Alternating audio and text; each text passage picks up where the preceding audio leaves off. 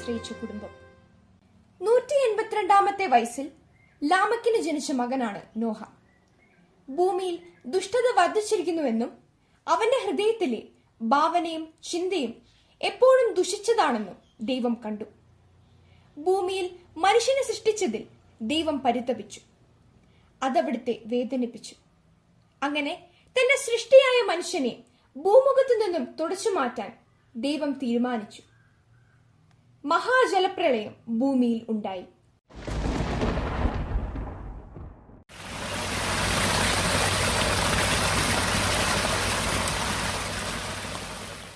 എന്നാൽ നോഹ ദൈവത്തിന്റെ പ്രീതിക്ക് പാത്രമായി.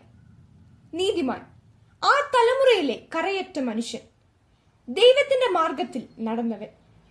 ദൈവത്തെ അനുസരിച്ച നോഹയെയും കുടുംബത്തെയും ദൈവം രക്ഷിച്ചു. 40 ദിനരാത്രങ്ങൾക്ക് ശേഷം ജലപ്രളയം കുറഞ്ഞു.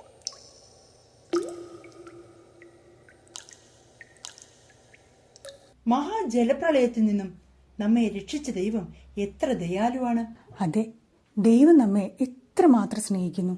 നോക്കൂ, ഈ ഭൂലോകത്ത് നമ്മളും നമ്മുടെ കൂടെ പെട്ടകത്തിലുണ്ടായിരുന്ന ജീവജാലങ്ങളും മാത്രം അവശേഷിച്ചിരിക്കുന്നു. ഇതിനെല്ലാം പ്രതിസമ്മാനമായി നാം ദൈവത്തിന് എന്താണ് നൽകേണ്ടത്?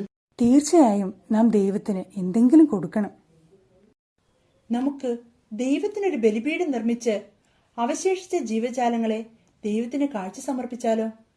ശരിയാണപ്പാ, നമുക്ക് ഉടനെ ചെയ്യാം. അപ്പാ, എങ്കിൽ ദാസന്മാരോട് ഉടനെ ബലിയർപ്പണത്തിലുള്ള വസ്തുക്കൾ ഒരുക്കാൻ പറയട്ടെ. ശരി മോനെ, ബലിയർപ്പിക്കാൻ വേണ്ട ബലിപീഠവും കാഴ്ചവസ്തുക്കളും ഉടനെ ഒരുക്കാൻ പറഞ്ഞുകൊള്ളൂ. നിങ്ങളിപ്പോയി പെട്ടകത്തിൽ അവശേഷിച്ച ശുദ്ധിയുള്ള എല്ലാ മൃഗങ്ങളിലും പക്ഷികളിലും നിന്ന് ഓരോന്നിന് വീതം കൊണ്ടുവരൂ. ശരി യജമാനനെ, ഞങ്ങൾ കൊണ്ടുവരാം. ഞാൻ പറഞ്ഞ കാര്യങ്ങളെല്ലാം നീയും നിന്റെ കുടുംബവും അനുസരിച്ചതുകൊണ്ട് ഞാൻ നിന്നെയും നിന്റെ കുടുംബത്തെയും അനുഗ്രഹിച്ചിരിക്കുന്നു.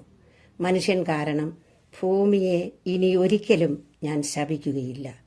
സന്താനപുഷ്ടിയുണ്ടായി പെരുകി ഭൂമിയിൽ നിറയുവൻ.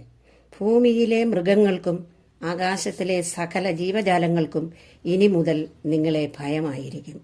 അവയെയെല്ലാം ഞാൻ നിങ്ങളെ ഏൽപ്പിച്ചിരിക്കുന്നു. കുടുംബം സുവിശേഷം ജീവിക്കുന്ന വേദിയാകണം. കുടുംബാംഗങ്ങൾ തമ്മിലുള്ള സ്നേഹവും ഐക്യവും വഴി കുടുംബം ഒരു ദേവാലയമാക്കി മാറ്റണം.